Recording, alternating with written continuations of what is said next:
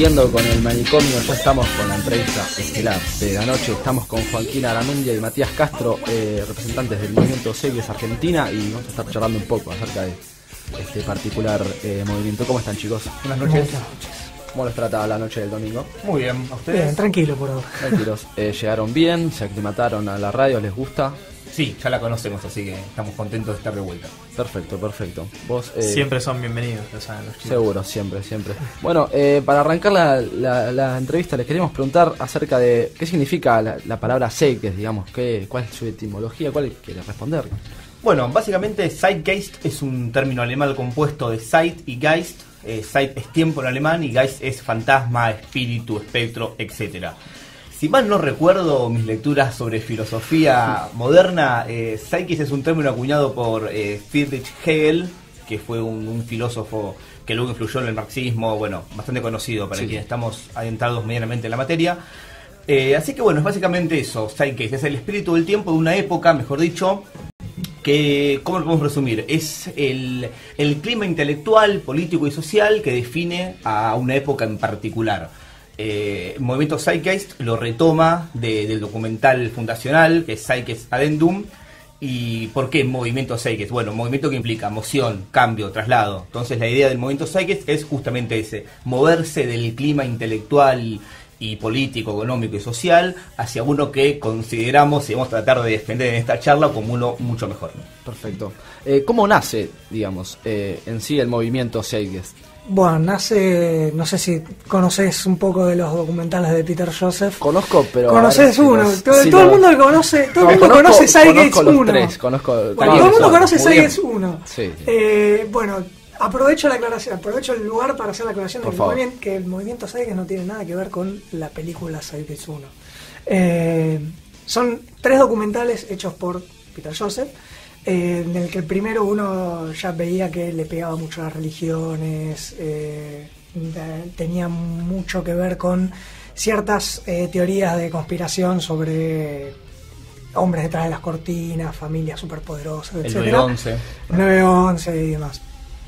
Después de eso, este señor Peter Joseph conoce a Jacques Fresco, que es un tipo que hace más de 30, 40 años, que está dándole vueltas a un concepto de economía basada en recursos,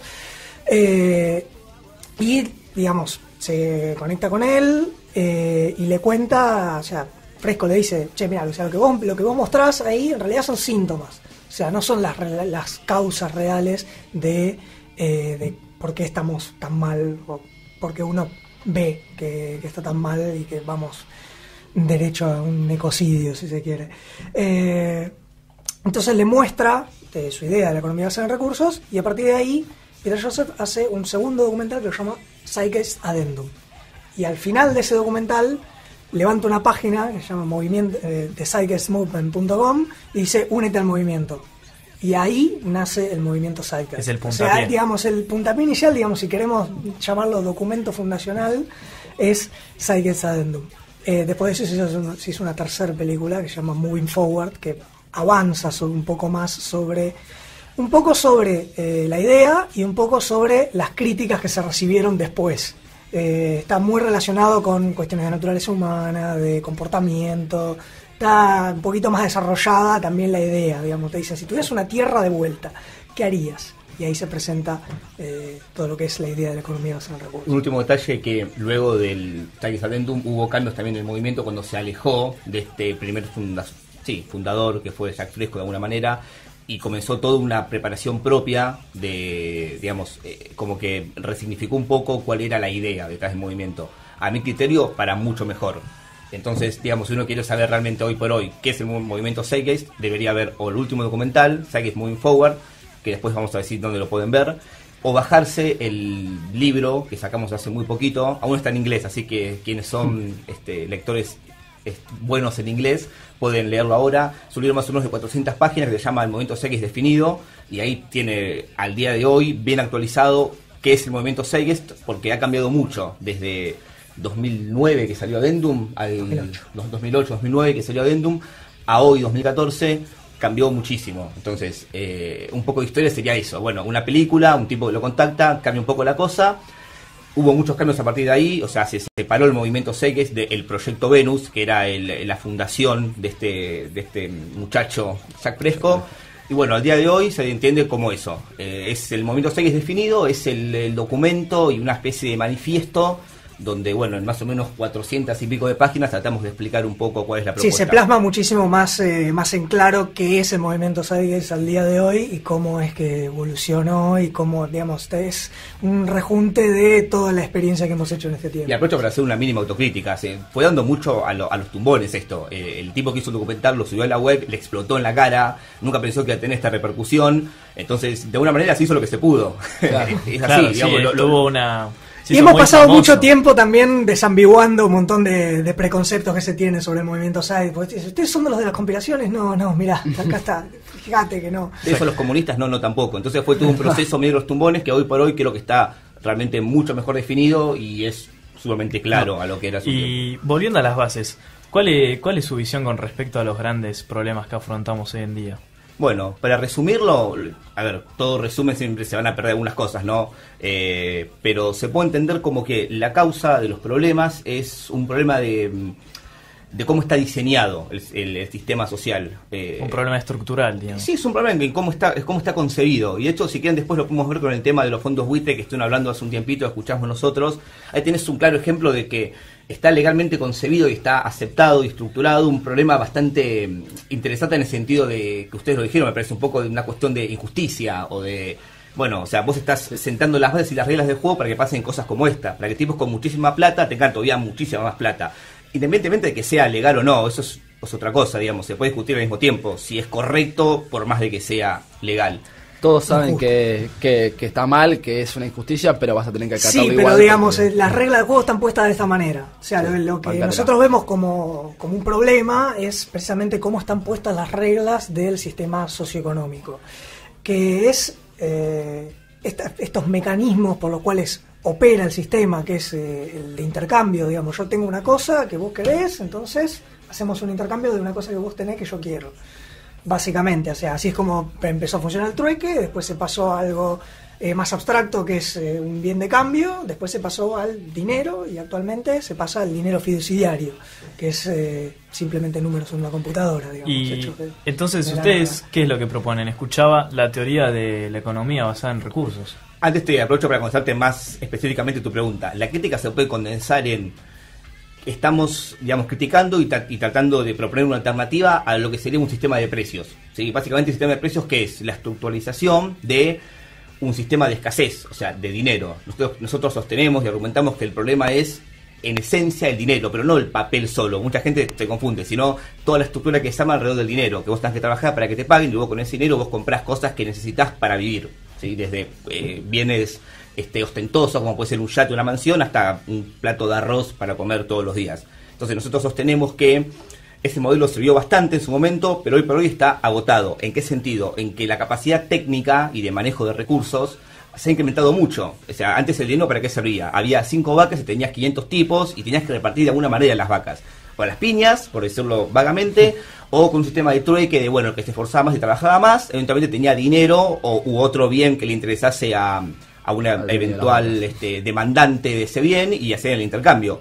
Bueno, eso ha ido evolucionando muchísimo desde ese momento hasta hoy, pero creemos que mantener esa concepción es erróneo, ya que los recursos alcanzan para administrarlos de una manera un poco más eficiente. Tiene un mínimo dato con respecto a eso. La semana pasada leí un abstract, o sea, un resumen de un paper que sacó la revista Nature, que es la revista más importante de divulgación científica del mundo, sí. Y están diciendo lo mismo que estoy diciendo yo ahora. O sea, esto parece una locura, pero hay mucha gente que está investigando sobre esto, científicos y demás, que saben mucho más que yo, y llegan a la misma conclusión. Hay mucho más producción de alimento, tanto potencial como hoy por hoy, para alimentar a todas las personas. Entonces no es que esto yo lo tiro así porque se me ocurrió a mí, che, me parece que alcanza, sí, me parece que sí. No hicimos una encuesta entre a ver cuánta gente creía que alcanzaba o no, sino que tratamos de basarnos en datos concretos y reales. Así que si quieren entrar luego en nuestra página, tenemos colgado todos estos datos, porque parece una afirmación bastante grandilocuente. Sí, alcanza para todo el mundo. Ah, sí, mirá vos, qué interesante. Che, ¿estás seguro de eso? Contame más.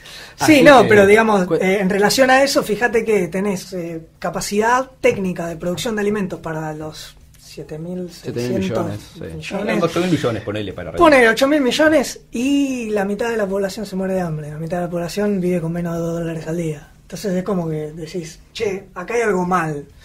La pregunta es, ¿qué es lo que está mal? Lo que está mal es la forma de repartir. ¿Y qué es eso? O sea, eso es un sistema socioeconómico. Es cómo administrar los recursos para repartirlos de alguna manera o que lo usen las distintas personas que componen este sistema. Y lo que preguntabas vos, la propuesta es pensar una nueva manera de que la gente acceda a los bienes y los servicios. No es algo muy distinto a lo que tenemos ahora, digamos.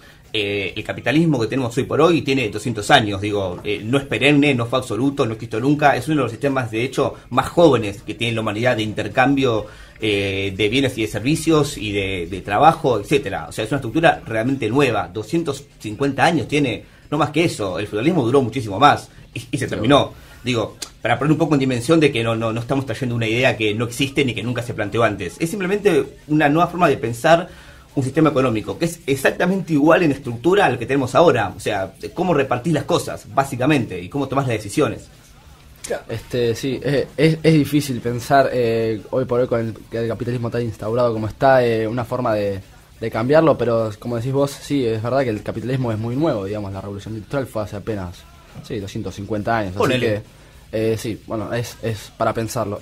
Bueno, volviendo a la economía basada en recursos, ¿qué diferencias creen que tiene con respecto a los sistemas económicos actuales? La diferencia fundamental es esto de administrar la escasez o administrar la capacidad técnica de producir las cosas. El capitalismo administra la escasez, o sea, no hay tanto oro para hacer, inodoros de oro, entonces el que se esfuerza más o el que tiene mayor capacidad de medio de producción se compra un inodoro de oro. Lo que nosotros decimos es, mirá, lo que hay que hacer es ese oro usarlo para otras cosas que sean más eficientes, por ejemplo hacer computadoras, semiconductores, etcétera. O sea, lo que estamos diciendo es administrar los recursos directamente de forma de lograr en principio las necesidades básicas que uno tiene, los deseos que uno tiene e incluso algunos lujos. O sea, si uno hace esa distinción que en el capitalismo no se hacen, sería otra diferencia. O sea, para el capitalismo, los sistemas monetarios en general, el comer está equiparado con el deseo de tener inodoros de oro.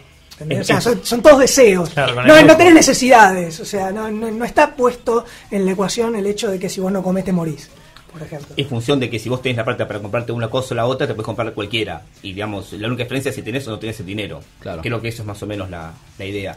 Y otra diferencia fundamental es que es un sistema no monetario. O sea, el acceso a las cosas no se da por un intercambio de un papel u otro bien o lo que sea. Nosotros creemos que es mejor que haya simplemente acceso, o sea, que vos necesites algo, vayas y lo uses, que de hecho no es algo tan loco. Doy un ejemplo muy tonto al respecto, es una biblioteca. Ahora ya no se usan tanto por la cuestión de internet, pero también es extrapolable a internet. Vos necesitas un libro y vas y lo sacás de la biblioteca, lo usás y lo devolvés, sin tener que pagar por el libro físicamente. Entonces nuestra idea es esa: si vos tenés los recursos, es mejor quizás hacer idear otro mecanismo de reparto de las cosas que no dependa de que alguien haga una demanda efectiva. Porque acá, o sea, las cosas cómo se producen, por oferta y por demanda. Pero ¿qué pasa? Si vos no tenés plata para ir a avisarla al mercado, entre comillas, que tenés ganas de tener una computadora mejor, el mercado nunca se entera y nunca produce eso, porque sabe que nunca te lo va a poder vender porque no tenés la plata. ¿Se entiende? Por claro, que y sí, direccionado en esa dirección, digamos. Siempre satisfaciendo al que tiene la capacidad económica de... Sí, si no, a ver, hablo del mercado como un ente abstracto, pero se entiende. O sea, los comerciantes no saben que vos querés tal cosa si no vas y se la pedís y de alguna manera vas y la comprás. Independientemente que vos tengas la capacidad de producción. Entonces, si vos quitas esto y simplemente haces como si fuese una especie de aviso de otro tipo, porque eso también es interesante verlo, digamos, en cuestiones de comparaciones con otros sistemas. El mecanismo de oferta y demanda no cambia. Eso es una ley económica establecida. O sea, la gente pide cosas y los otros ofertan cosas. Lo que pasa es que acá, si no tenés plata para avisarle al mercado que querés tal cosa, te jodés, básicamente. No hay mucho para hacer. En términos generales, ¿no? Si buscamos más finamente, hay algunos parches, como los llamamos nosotros, que existen, ONGs, solidaridad, etcétera. Pero a fin de cuentas no tenés otra forma de avisarle. Entonces nos parece que es mejor idear un sistema un poco más, ¿cómo decirlo?, que satisfaga más necesidades a más personas por más tiempo, independientemente que tengan o no dinero. Y nuestro argumento quizás más fuerte con eso es que es algo que hay que empezar a pensar más allá de que lo queramos o no. ¿Por qué? Te digo un ejemplo. El proceso de automatización, que hacemos mucho hincapié nosotros en eso, eventualmente empieza a recortar la gente que tiene plata para ir a visitar al mercado que necesita, mientras que la producción aumenta exponencialmente por la cantidad de obreros de metal que estás poniendo en todas las fábricas. O sea, cada vez tenés mayor capacidad para producir cosas, más cosas, más barato, y cada vez tenés menos gente que tenga la capacidad de comprar, precisamente porque no digamos... Claro, y se cae el sistema económico, sí, de una manera se corta esta rueda de consumo, digamos, de que el empleador le paga su salario al empleado, el empleador vende la mercancía al empleado. Sí, en última instancia algún empleado o a alguien de otro círculo de esa cadena. Entonces, esta idea del consumo cíclico, digamos, del mecanismo de empleador-empleado, que los dos se comportan como consumidores en el mercado, se corta cuando el empleador no tiene forma de pagarle al empleado, por ejemplo.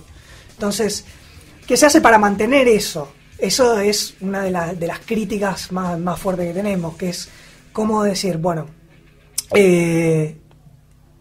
para mantener a la gente empleada, o frenamos la automatización, o empezamos a generar trabajos inútiles. Ya sea cavar pozos y volver a taparlos, o, no sé, marketing generar necesidades, etcétera. O sea, llamarlo como quieras. Buscá ejemplos que los vas a encontrar. El gran motor del capitalismo, el marketing y el generamiento de los deseos. Y ni hablar de, digamos, de generación de derroche directamente, o sea, mecanismos como la planificación de ciclo de vida del producto, o sea, la obsolescencia planificada, claro, estructural, digamos, esto que académicamente se llama ciclo de vida del producto. Es tratarse los ciclos de vida más cortos para poder vender de la unidad siguiente. Tenemos una llamada, si me disculpan. Hola, buenas noches. Hola. Hola, sí, buenas noches. Buenas noches. ¿Tu nombre? Gabriel López. Gabriel, ¿cómo estás? ¿Querés hacer una pregunta a los chicos del Movimiento Seiges? Sí, más que nada, felicitarlos, yo soy parte del Movimiento Seiges. Perfecto. Bueno. ¿Lo conocen? Nos cae el proselitismo, sí. Es más, hoy estuvimos ahí en el Parque Rivadavia generando conciencia y difundiendo el tren de pensamiento. Perfecto. Así que bueno. Supongo que gracias. No sé qué decir al respecto. Muchas gracias. Los felicito que están ahí. Bueno, gracias. Me hubiera gustado estar, es más, me olvidé a último momento. Dije, bien, pero igual, me queda muy lejos, soy de zona sur, así que cuando salgo de ahí me imagino el venir hasta acá. Perfecto. Así que bueno. Bueno, muchísimas gracias por tu llamado. Chao, hasta luego. Bueno, volviendo con la entrevista, quería preguntarle qué piensan con respecto a la estructura, digamos, político-jurídica en la actualidad, digamos, al sistema de leyes, a la democracia. ¿Creen que existe una crisis de representatividad hoy por hoy? Y, a ver, es un tema interesante para debatir. Para mí no es un debate cerrado, es decir, no tengo una postura certera respecto a esto, pero creo que sí, creo que si uno busca ejemplos, se acomodan a una teoría que uno puede tener en relación a que hay cierta crisis de representatividad. Y vemos que está mucho más aceitada la maquinaria de cohesión social a lo que estaba hace 100 años, que hace en tiempo nuestro parece mucho, pero en tiempo histórico es muy poco, realmente. Si bien las revoluciones de hace 200 años o 100 años eran mucho más potentes, hoy por hoy la maquinaria de cohesión social, o sea, de cómo la gente se pone de acuerdo para hacer algo, está mucho más aceitada. Y lo vemos con temas como Internet, por dar algún ejemplo bastante sencillo. Y yo creo que es difícil hacer una generalización, porque por ejemplo acá en Argentina, me parece a mí, no tengo un dato duro que lo soporte, pero es una impresión, me parece que hubo un auge de la política que antes no estaba. Hay mucha más gente que está ahora comprometida, han aparecido muchos movimientos sociales, muchos partidos, el kirchnerismo ha hecho... de alguna manera ha tomado como bandera el hecho de que los jóvenes se involucren en la política, desde los discursos públicos hasta una cuestión iconográfica. Así que es difícil hacer tener una opinión formada al respecto. Pero creo sí que hay cada vez más gente que se está replanteando cuestiones respecto a cómo nos estamos organizando al día de hoy. Otro ejemplo, el software libre, que hasta hace muy poco tiempo no existía. La cultura del compartir y del no de buscar el lucro solamente, sino tratar de aumentar el nivel de eficiencia. Se ven casos como este, cosas que antes no existían, y creo que eso es una crisis de representatividad, pero no de un partido político, del sistema, ¿se entiende? De la lógica de fabricar fabricar un producto, hacerlo cerrado y que el tipo te pague y te olvidaste, ¿sí? Creo que las redes sociales, internet, etcétera, sí, claro, es una idea de estar cada vez más conectado con la comunidad en la que uno está. O sea, estás más en contacto con quién va a ser tu consumidor de alguna manera que a través de una entidad más abstracta como sería una empresa, por ejemplo. Digo, esta cuestión de la aldea global, que seguramente habrán escuchado en algún momento, es un término que se usa en teoría social. Creo que estamos más apuntando a una cuestión de aldea global y una visión mucho más globalista del mundo y no tanto nacionalista. Digo, o sea, hay estados-nación, por supuesto, hay naciones, sí, hay ejemplos de naciones que están mucho más arraigadas, como los estados árabes, que son mucho más belicosos y demás. Pero me parece que en sí estamos transicionando hacia una cuestión de aldea global y de globalización, pero no visto solamente la perspectiva económica del avance del capital sobre los países, el capital foráneo, sino más en relación a la cuestión de la cohesión social. Y creo que eso está bastante a favor de nuestra propuesta, ¿no? Que tiene que ver con una visión más global de la economía y demás. Perfecto. Bueno, la próxima pregunta va en dirección a cómo es su financiamiento y cómo se organizan internamente. Bueno, es un poco complicado. El movimiento Zeitgeist no recibe donaciones, precisamente porque, digamos, como es algo que tomamos como bandera, esto de preferimos la dedicación de tiempo en vez de la dedicación de dinero. O sea, prefiero que en vez de darme, no sé, 10 pesos, 200 pesos para hacer volantes, vengas y me traigas los volantes. ¿Entendés? Porque eso implica dedicación de tiempo tuya. Sí se ha hecho para eventos específicos. Por ejemplo, cuando tenemos que hacer un evento de difusión o algún Media Festival, algún Día Z o lo que sea, que requiere efectivamente recursos monetarios, hacemos un pozo de donación particular para ese evento, y la vez que lo hemos hecho hemos publicado cuánto nos ha salido e incluso como cuánto salimos perdiendo. Sí, básicamente es complicado, que digamos que termina siendo del bolsillo de los activistas. Claro, y es complicado esto, ¿no? De moverse dentro del propio sistema que uno está criticando sin contradecirse. Y pero porque no te queda otra, en realidad es eso. O sea, uno critica desde el punto en el que está, pero o sea, es consciente de que estás inmerso acá y no es una decisión personal. Hasta qué punto... es como el mejor ejemplo que se me ocurre es las redes sociales, ciertas redes sociales. Por ejemplo, si vos estás en Facebook y todos tus amigos están en Facebook, vos vas a seguir estando en Facebook. Si todos usan WhatsApp en vez de Telegram, todos van a usar WhatsApp en vez de Telegram. O sea, yo tengo los dos y algunos amigos me contacto con uno y con otros amigos me contacto con otro, pero ellos entre sí no se contactan. Entonces es como que uno cede más a la presión social. Entonces no podés pensar en un vacío social, no podés pensarlo aisladamente, no podés ir a tirarte en el medio del campo, empezar a criticar el sistema y eventualmente todo el mundo se va a adecuar a tu nuevo sistema. Aparte, de hecho, nosotros no somos una comunidad crítica en el sentido de hay que tirar todo al demonio, irse a ir al campo y ahí plantar una huertita, como mucha gente de hecho cree que es así, mucha gente lo hace de esta manera. Nos parece una visión muy ingenua, nos parece que se puede construir desde lo que hemos hecho hasta ahora. Es decir, yo soy crítico del capitalismo, estoy acá hablando por el momento X, pero tampoco soy tonto ni ciego. Se ha duplicado la expectativa de vida, se han hecho avances inmensos en un montón de materias tecnológicas, de desarrollo, etcétera, dentro del capitalismo. Entonces yo no puedo obviar eso. A pesar de... Sí, claro, muchas veces a pesar de... Fue dentro de la estructura capitalista, entonces yo no puedo decir, esto no sirve absolutamente para nada, me voy al campo a vivir solo. No, creo que estamos tratando no de derribar el sistema de alguna manera como era a la vieja usanza y instalar todo de nuevo, es construir a partir de, veamos cuáles son las virtudes del capitalismo y tratemos de aprovecharlas y mantenerlas y tratemos de eliminar o de mejorar todas las falencias. Por eso, es imposible no manejarse dentro del sistema y me parece ingenuo y tonto. Incluso hasta qué punto podrías cambiar un sistema tirando piedras desde afuera, ¿no? Es un poco utópico. También, sí, nos parece que es tonto y es no reconocer. Y aparte eso te frena en la puerta un montón de gente que quizás sí está a favor del sistema y con muy buenos argumentos en muchos casos, y no puedes tener una discusión de sordos, ¿no? Te dice, mira todo lo que hicimos, y yo digo, mira todo lo que no se hizo, y nos damos la mano y nos vamos. No, me parece que hay cosas que son rescatables y se puede construir mucho mejor desde adentro, reconociendo virtudes y marcando falencias y mejorándolas. O sea, no somos un movimiento hippie, entre comillas, por decirlo de alguna manera. Y una última cosita que me decías de si es difícil o no organizarse. Sí lo es, pero al mismo tiempo una fuerza productiva muy importante es la motivación personal y la cooperación. Y a veces es mucho mejor que yo, por ejemplo, he preparado charlas, hemos ido a conseguir lugares, todo a fuerza de pulmón, sin que nadie nos pague al respecto. Y me parece que ese concepto de crear economía de esa manera no solo es nuestro, sino es a nivel global en general. Fíjense que muchas producciones actuales no requieren de un incentivo monetario en el medio y salen muy bien, incluso mejor que las que son bueno, el con incentivo monetario. caso es el que nombraba él, el software libre. O sea, no es que existe un tipo que dijo me voy a llenar de plata haciendo software. O sea, eso es Microsoft. Del otro lado tenés una comunidad global de tipos que les gusta programar, simplemente les gusta programar y te hacen un sistema operativo libre que es incluso mejor que ese que ha hecho Microsoft.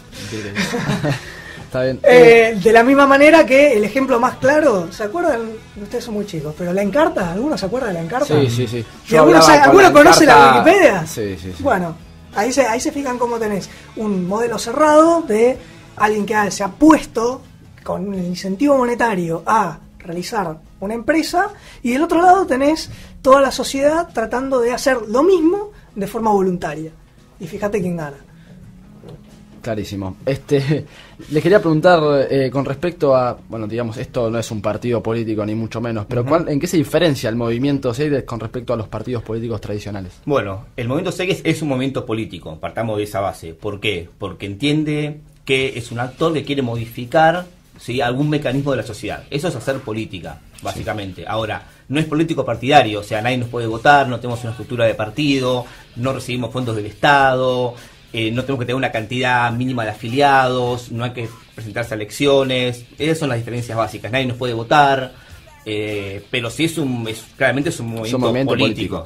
Claramente, no político partidario, pero es claramente un movimiento político. Y bueno, básicamente es eso. Los objetivos son, por el momento, tratar de dar a conocer la idea, que quizás parece algo menor, pero lleva muchísimo trabajo, lleva muchísima investigación.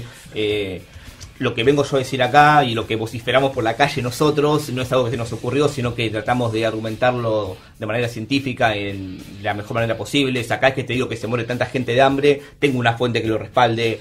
Si te digo que el proceso de automatización va a terminar molestando muchísimo el capitalismo, es porque tengo fuentes que lo respalden. Todo ese proceso es complicado, ¿no? Porque lo cierto es que la única arma que tenemos y la más poderosa es que creo que tenemos un tren de pensamiento coherente y que es bastante sólido. Y vos decías que justamente no se pueden presentar elecciones y nadie los puede votar. ¿Cuál sería su campo de acción? Y nuestro campo de acción sería, si lo querés ver de alguna manera, la educación. O sea, el presentar las ideas, difundirlas, concientizar. Sí, de alguna forma, educar queda mal, pero digamos, el mostrar cuáles son los mecanismos que rigen la vida de todo el mundo. Que uno los da por sentados muchas veces. O sea, uno da por sentado que, que va al supermercado y compra algo para comer. Pero cómo llega cómo llega ahí al supermercado. O toda la energía que necesitas para, por ejemplo, mirar la tele o prender internet o lo que sea. Entonces esas cosas en general se dan por sentadas y uno no se discutir de por qué es así, por qué debería ser de otra manera. Mismo cosas un poquito más sutiles como los mecanismos sociales de la tradición, por ejemplo. Entonces son cosas que uno nunca se puso a pensar por qué son así. No. Si simplemente estuvieron ahí. Durkheim se puso a pensar así y creó una nueva ciencia que es la sociología. Le mando un saludo a Emily. A Emily Durkheim. Les quería preguntar con respecto a cuál es la postura del movimiento o la suya con respecto a las organizaciones religiosas y a la religión en general. Bueno, es una pregunta muy complicada que yo me la he preguntado muchas veces y he cambiado de opinión muchísimas veces. A medida que recibo información nueva voy cambiando de opinión. Perfecto. Eso es lo que deberíamos hacer todos, hoy por más hoy. O menos. Hoy por hoy me parece que la religión es simplemente otro fenómeno que yo enmarco en lo que son los movimientos o las ideologías de pensamiento mágico. Simplemente entiendo y reconozco cuál es la fuerza de la religión, etcétera. Reconozco su importancia, entre comillas, histórica, o su relevancia más que importancia. Pero me parece que hoy por hoy es simplemente algo que ha quedado en una cuestión cultural, me parece. Sí, es una simplemente cuestión cultural. cómo llenar los huecos de nuestro, digamos, de nuestro poco conocimiento que tenemos del universo, si se quiere. Sí, y de hecho, o sea, esa es mi postura personal, por lo menos. No, digamos. a ver, hay Sé que sirve y tiene cierta importancia en lo social y, digamos, da una clase de, no sé, digamos, de cobijo de ciertas cuestiones que uno les causa cierta angustia. Pero, digamos, cuando uno se pone con el mundo real, en general no tiene ninguna doctrina religiosa, digamos. El universo no tiene ninguna doctrina Va más allá. A ver, para resumirlo, hoy por hoy quizás no es un problema tan preocupante de alguna manera porque hay una separación entre iglesia y Estado. Es decir, yo voy a estar enojado cuando la iglesia quiera que me puede decir que según la Biblia hay que hacer tal cosa en cuestión económica. No, pará. Me parece que ahí ya no estaría tan de acuerdo. Pero bueno, o sea, la religión yo la tomo ahora con mucho más tranquilidad que lo que uno lo podía tomar antes. Viste que hay una especie de fervor muchas veces de no, está todo mal con la religión, no sé qué, no sé cuánto. Es un mecanismo, digamos, como decía, que está muy bien, llena un hueco psicológico que está estudiado perfectamente, por ejemplo, con la teoría del manejo del terror, que es básicamente que vos hay respuestas que no tenés y tenés que llenarlas de alguna manera, y a veces la religión ofrece eso. Y me parece que está bien mientras se quede una cuestión cultural. Eventualmente hemos ido avanzando mucho respecto a eso. Somos una sociedad y un mundo mucho menos religioso de lo que éramos hace 500 años. Yo creo que eventualmente a medida que vayamos teniendo ciertas seguridades, puede ser que eso se vaya de alguna manera licuando y eventualmente adoptemos en lugar de una religión una cuestión más cultural o algo por el estilo. Pero es un tema que es para hacer no un programa, una temporada entera para hablar de eso. Sí, es por lo menos interesante.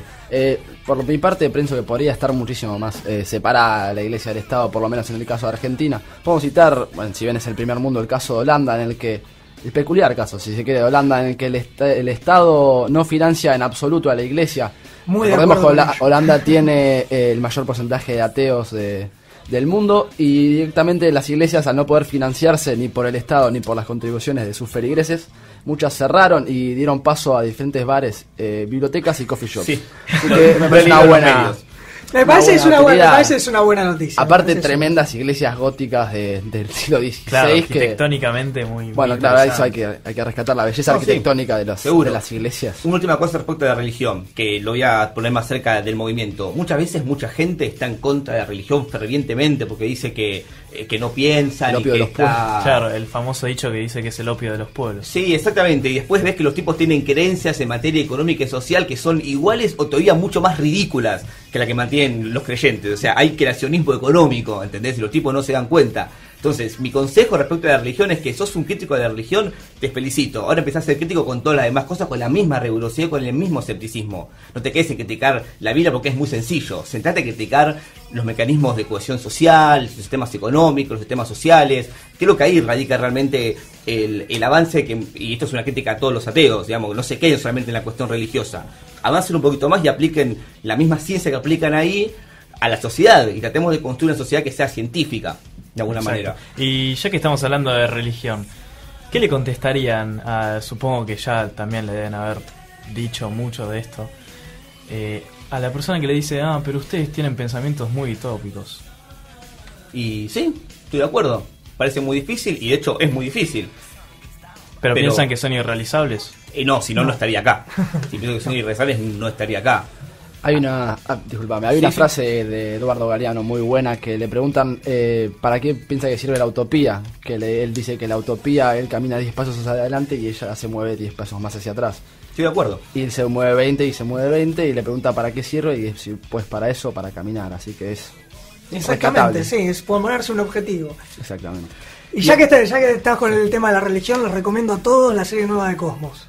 Sí, por supuesto. Véanla, por favor, véanla. Que ya no es con Carl Sagan. No, ya no es con Carl Sagan, pero cada vez que aparece Carl Sagan, a mí se me planta un lágrima. Y una última cosita en función de lo que preguntabas de la utopía. Sí, muchos movimientos han sido calificados como utópicos a lo largo de la historia.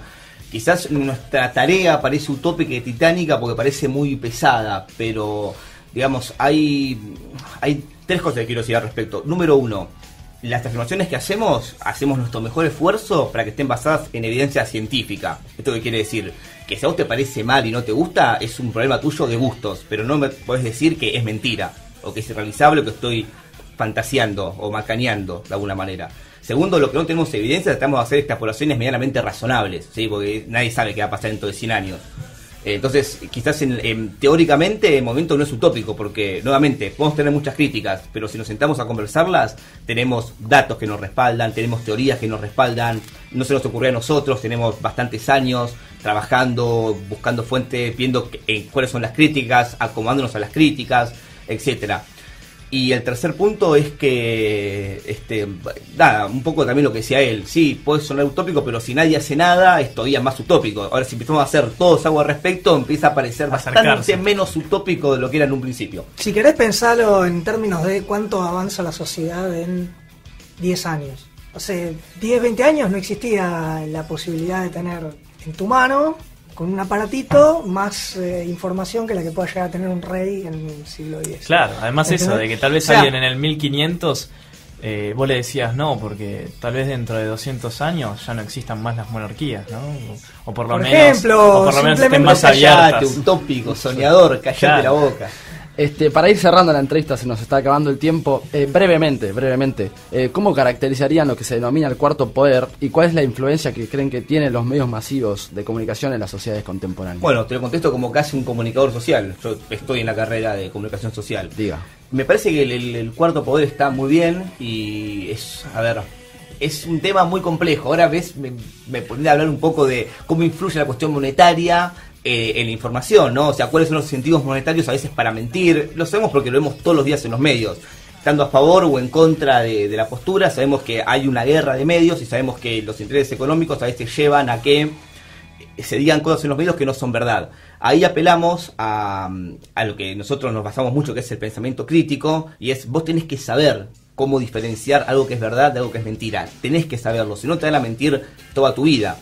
Y eso también es importante, y lo voy a poner un poco con lo que decías vos de utópico, porque para que nuestra propuesta funcione tenemos que estar todos más o menos de acuerdo, ¿no? Y mucha gente nos ha preguntado eso, ¿y cómo hace que para que estén todos de acuerdo en lo mismo? No hace falta que yo le pregunte a él si está de acuerdo conmigo en que la Tierra es redonda, o que es un geoide, mejor dicho. Lo sabemos porque tenemos información disponible, pensamos críticamente y sabemos que es así. Acá pasa algo parecido, o sea, no hay que ponerse todos de acuerdo, tenemos que tener todos la capacidad de llegar bajo la misma información parecida a la misma conclusión. Entonces me parece que los medios tienen que jugar un papel muy importante y la gente tiene que ser mucho más crítica con los medios de comunicación. Si sale una noticia que dice que creció el PBI, vos tenés que estar preparado para saber medianamente cómo buscar eso. En internet es muy fácil, buscás un valor, te fijás, che, a ver, esta empresa es verdad que subió o bajó, me voy a fijar. O ni siquiera, no te ganas de fíjate si la fuente es un ministerio o la fuente es una voz que se escuchó en un pasillo. Claro. Los condicionales sabrían. Claro, Sabría. esto es muy peligroso y te lo digo como una postura de periodista. Yo he trabajado de periodista, entonces no lo digo utópicamente, sé medianamente cómo funcionan los medios. Me parece que es una herramienta muy poderosa para transformar socialmente. Me parece a mí la idea de cuarto poder, que está muy bastardeada hoy en día, yo la rescato. Yo creo que es posible que el periodismo sea un cuarto poder. Que es una gran herramienta.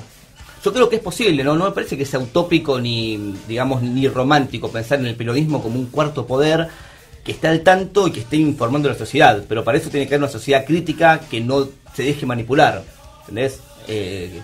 A ver, si estamos todos medianamente educados, no hay necesidad de tener mucho control, porque nos autocontrolamos entre todos. Seguro. Claro. Un saludo a Luisito Majul, que no. entre varios que están en la lista negra. Sí, antes de que nos vayamos, porque Dale, ya nos están echando. corriendo, Sí. Sí. Te dejo nuestra medio forma de de comunicación. Como nadie sabe deletear Zeitgeist, mirá este documental.com.ar. Esa es la página que tenemos, Clarísimo. donde está el documental y además ahí está el link a nuestra página. Y después Perfecto. mzcava.com.ar. Cualquier duda, crítica, aporte, pregunta, puteada, inclusive lo que quieran, se pueden contactar por ahí con nosotros. Todo Y bien. también tenemos reuniones presenciales que si van a la página las van a ver. Ahí está. Perfecto. Chicos, muchísimas gracias A ustedes. por venir. Muchísimas gracias. Bueno, nosotros nos vamos. Esto fue Radio Manicomio. Los esperamos el domingo que viene. Adiós.